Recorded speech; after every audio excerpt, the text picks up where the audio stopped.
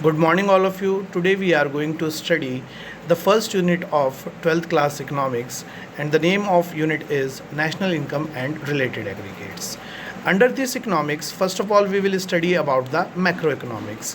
कि what is the meaning of macroeconomics या macroeconomics क्या चीज़ होती है. तो as you can see, there is a definition and a little explanation of macroeconomics has been given. तो on the basis of that I will tell you what the macroeconomics is. तो macro economics की एक वो branch है जिसके अंदर हम किसी भी इकोनॉमी के रिलेटेड इश्यूज़ जो होते हैं, यानी कि इकोनॉमिक प्रॉब्लम्स जो होती है उसके बारे में पढ़ते हैं एज अ होल, यानी कि पूरे कंट्री के लेवल पे. मैक्रो इकोनॉमिक्स जो होती है वो किसी भी इशू के एग्रीगेट्स को, यानी कि सम टोटल को पढ़ने का काम करती है. जैसे कि अगर हम बात करें मैक्रो इकोनॉमिक्स के अंडर आने वाले जो मैटर्स हैं वो क्या हैं, तो मैक्रो इकोनॉमिक्स नेशनल इनकम की स्टडी करती है, यानी कि पूरी नेशन की एक साल में जनरेट की जाने वाली इनकम को वो स्टडी करती है, ना कि किसी इंडिविजुअल की इनकम की जो मैटर है उसे डिस्कस करती है. उसे डिस्कस करने के लिए हम लोग पिछले साल 11th क्लास में माइक्रो इकोनॉमिक्स को पढ़ चुके हैं, जो कि इंडिविजुअल लेवल्स को, इंडिविजुअल मैटर्स को स्टडी करती है.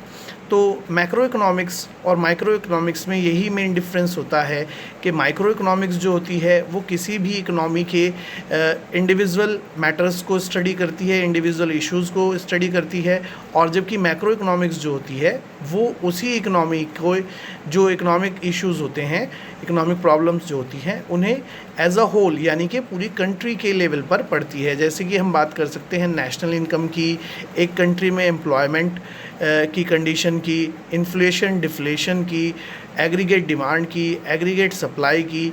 तो यानी कि जितना भी किसी इकोनॉमिक इशू का जो एग्रीगेट होता है, यानी कि सम टोटल होता है, वो हम लोग स्टडी करते हैं मैक्रो इकोनॉमिक्स के अंडर. इन्होंने बोला भी है macro economics is that part of economics theory which study the behaviour of the aggregate of an economy as a whole. जी, तो ये मैंने आपको मैक्रो इकोनॉमिक्स के बारे में बता दिया कि मैक्रो इकोनॉमिक्स के अंडर हम क्या पढ़ते हैं. अब जो इसका हम नेक्स्ट टॉपिक देखने जा रहे हैं इस वीडियो में वो है scope of macro economics.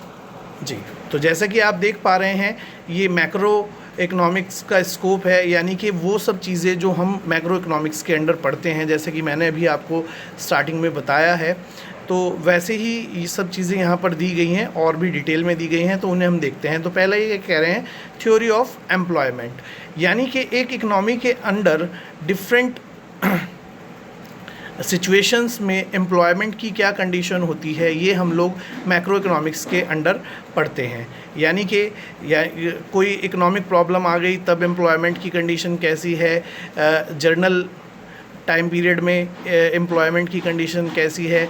Employment की कंडीशन से मतलब है कि कभी फुल एम्प्लॉयमेंट होता है, कभी अंडर एम्प्लॉयमेंट होता है, और कभी एक नॉर्मल कंडीशन होती है. तो वो हम सब चीज़ इसी में पढ़ते हैं, और इस सब चीज़ों को पढ़ने के लिए हम इकोनॉमिक्स के बहुत सारे टूल्स का यूज़ करते हैं. जैसे कि इन्होंने बताया है कंजम्पशन फंक्शन, सेविंग फंक्शंस, तो ये सारी चीज़ें हम अपनी मैक्रो इकोनॉमिक्स की बुक में आगे चैप्टर्स में पढ़ेंगे.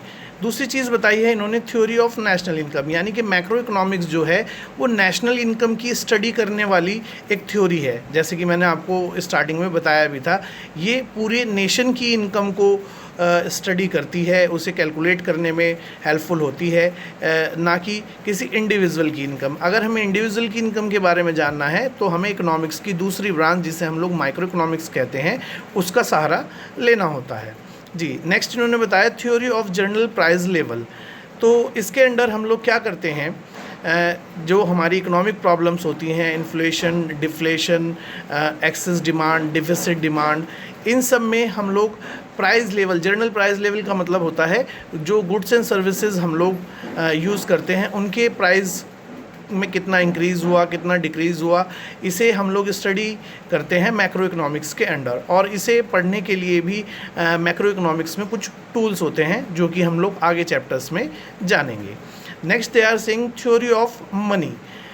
यानी कि मैक्रो इकोनॉमिक्स जो है, एक इकोनॉमी में मनी की सर्कुलेशन कैसे होती है, कैसे आरबीआई और कमर्शियल बैंक्स मनी की सर्कुलेशन को पूरी इकोनॉमी में करते हैं, और कैसे कमर्शियल बैंक्स मनी को जनरेट करने का काम करते हैं, और आरबीआई की क्या क्या फंक्शन होते हैं इस चीज़ से रिलेटेड, ये सब भी हम मैक्रो इकोनॉमिक्स के अंडर ही पढ़ते हैं। नेक्स्ट इन्होंने बताया है थ्योरी ऑफ इंटरनेशनल ट्रेड, यानी कि मैक्रो इकोनॉमिक्स के अंदर हम इंटरनेशनल ट्रेड के बारे में भी जानते हैं कि एक कंट्री जो एक्सपोर्ट और इंपोर्ट करती है उसकी जो पेमेंट्स जो रिसीव करती है और जो पे करती है उस सब के बारे में भी पढ़ते हैं। और उसे पढ़ने के लिए हम मैक्रो इकोनॉमिक्स के एक tool BOP, balance of payment नाम का एक कॉन्सेप्ट होता है, जो कि हम इस बुक में पढ़ेंगे बट लास्ट में, उसके थ्रू हम लोग इंटरनेशनल ट्रेड से होने वाली इनकम और एक्सपेंसेस के बारे में जानते हैं और उससे कंपेयर करते हैं कि हमने प्रीवियस ईयर में या उस कंट्री के कंपेयर में इस साल कितना तो हमने पेमेंट किया और कितना हमने पेमेंट रिसीव किया। जी, नेक्स्ट है थ्योरी ऑफ इकोनॉमिक ग्रोथ, यानी कि ये इकोनॉमिक ग्रोथ से रिलेटेड थ्योरी की स्टडी करने में भी हेल्पफुल होती है, जिससे कि क्या होता है कि एक कंट्री अपनी ग्रोथ रेट को मेज़र कर सकती है और ये पता लगा सकती है कि हमने किस साल में कितना ग्रोथ किया, हमारे GDP में कितना इंक्रीज़ आया। ये सब चीज़ें को पढ़ने का जो सब्जेक्ट मैटर होता है वो भी मैक्रो इकोनॉमिक्स के अंडर ही होता है, और इसलिए जो मैक्रो इकोनॉमिक्स है वो थ्योरी ऑफ इकोनॉमिक ग्रोथ भी बोली जाती है। अब नेक्स्ट चीज़ जो हम इस टॉपिक इस बुक में पढ़ेंगे, इस चैप्टर में पढ़ेंगे, वो है इम्पोर्टेंस ऑफ मैक्रो इकोनॉमिक्स। तो अब जो हमने स्कोप में ये सब चीज़ें पढ़ी हैं, इन्हीं के बेसिस पर इसकी जो मैक्रो इकोनॉमिक्स की इम्पोर्टेंस है वो डिपेंड करती हैं। जी, तो सबसे पहले इन्होंने कहा है it provides the measures to understand the calculation of national income. जैसे कि मैंने आप लोगों को पहले ही बताया कि जो मैक्रो इकोनॉमिक्स है वो किसी भी नेशन की नेशनल इनकम को कैलकुलेट करने का काम करती है, और उसे कैलकुलेट करने के लिए हमारे जो सिलेबस है 12th क्लास का, उसमें 3 मेथड्स दिए गए हैं। पहला है वैल्यू एडिड मेथड, दूसरा है इनकम मेथड, और तीसरा है एक्सपेंडिचर मेथड।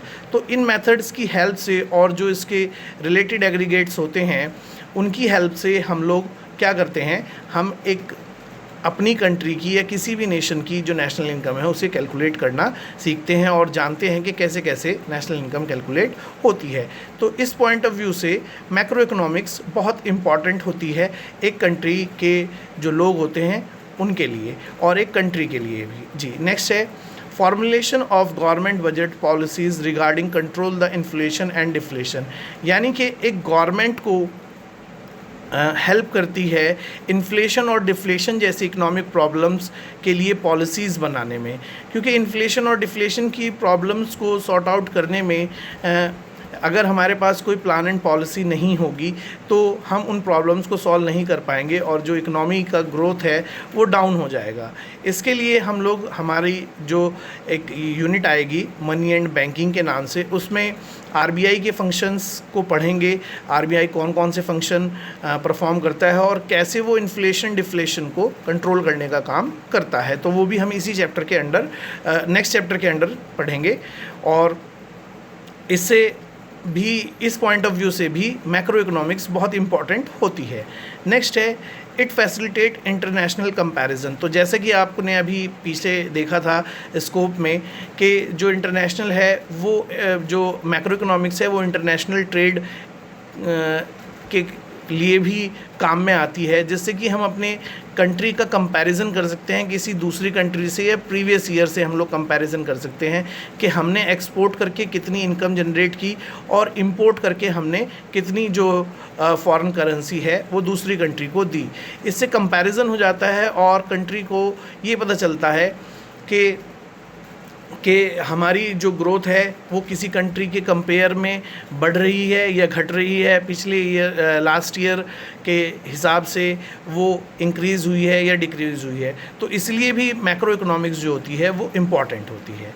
लास्ट इन्होंने बताया है it helps to coordinate various policies and measures to macro level of solving economic problems, यानी कि ये पॉलिसीज़ बनाने के भी काम आता है जो किसी कंट्री की सोशल जो प्रॉब्लम्स होती हैं, सोशल और इकोनॉमिक प्रॉब्लम्स होती है, उनकी पॉलिसीज़ बनाने के भी काम आता है, जिससे कि उन पॉलिसीज़ को बना के हम उन इकोनॉमिक प्रॉब्लम्स को सॉर्ट आउट कर सकें। जैसे कि प्रॉब्लम होती है पॉवर्टी की, अनएम्प्लॉयमेंट की, लिटरेसी की, डिफ्लेशन, इन्फ्लेशन, इन सब की प्रॉब्लम को सॉर्ट आउट करने के लिए, उनकी पॉलिसीज़ बनाने के लिए भी हमें मैक्रो इकोनॉमिक्स की जो स्टडी है, जो उसकी नॉलेज है, उसे अचीव करना ज़रूरी होता है। इसलिए मैक्रो इकोनॉमिक्स जो है एक कंट्री के पॉइंट ऑफ व्यू से और उसके जो सिटीज़न्स हैं उनके पॉइंट ऑफ व्यू से बहुत इम्पॉर्टेंट होती है। तो इस तरह से मैंने आपको पहला जो टॉपिक है उसके बारे में हमने बता दिया, जो हमने यूनिट नंबर 1 नेशनल इनकम और रिलेटेड एग्रीगेट्स के अंडर पढ़ना था, वो था इंट्रोडक्शन ऑफ मैक्रो इकोनॉमिक्स। उसके बारे में सब कुछ बता दिया है।